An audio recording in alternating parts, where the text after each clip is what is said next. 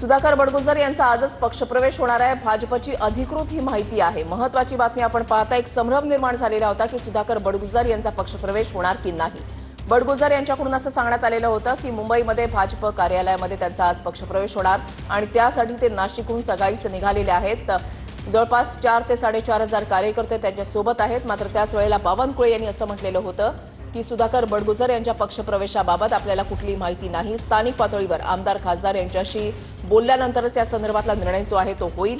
मात्र एक प्रकारे संभ्रम निर्माण झाल्यानंतर आता भाजपची अधिकृत माहिती आहे की सुधाकर बडगुजर यांचा आजच पक्षप्रवेश होणार आहे। दुपारी 1 ची वेळ देण्यात आलेली आहे अशी माहिती सुधाकर बडगुजर यांच्याकडून देण्यात आलेली आहे। विनायक डावरुंग आमचे प्रतिनिधी या संदर्भातली अधिक माहिती देतील। विनायक,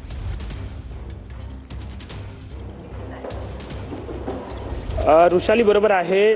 ठाकरे गटाचे नेते सुधाकर बडगुजर यांचा प्रवेश जो आहे तो आज निश्चित जो आहे तो अखेर झालेला ची माहिती अधिकृत कळलेली आहे। 1-1.5 वाजता हा प्रवेश जो आहे तो भाजप प्रदेश कार्यालयात होणार असल्याची आता अधिकृत माहिती जी आहे ती स्पष्ट समोर आलेली पाहायला मिळते। कारण आपण जर पाहिलं तर सकाळी सुधाकर बडगुजर नाशिकमधून निघाले तेव्हा त्यांनी म्हटलं होतं की भाजपमध्ये प्रवेशासाठी मी निघालो आहे। परंतु प्रदेशाध्यक्ष चंद्रशेखर बावनकुळे यांनी प्रसार माध्यमांना नागपूरमध्ये जेव्हा प्रतिक्रिया दिली तेव्हा त्यांनी म्हटलं की मला याची माहिती नाही। त्यामुळे थोडासा संभ्रम जो आहे तो काही काळ निर्माण जो आहे तो झालेला होता। परंतु आता जे अधिकृत सूत्रांकडून माहिती मिळाली आहे त्यानुसार 1.5 वाजता 1:30च्या सुमारास हा पक्षप्रवेश जो आहे तो प्रदेश कार्यालयात भाजपच्या होणार आहे।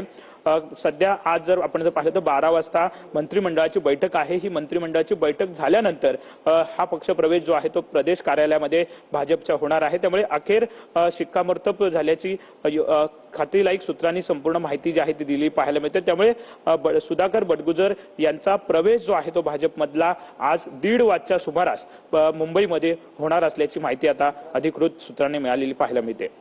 नक्कीच धन्यवाद विनायक दिलेल्या सविस्तर माहितीसाठी।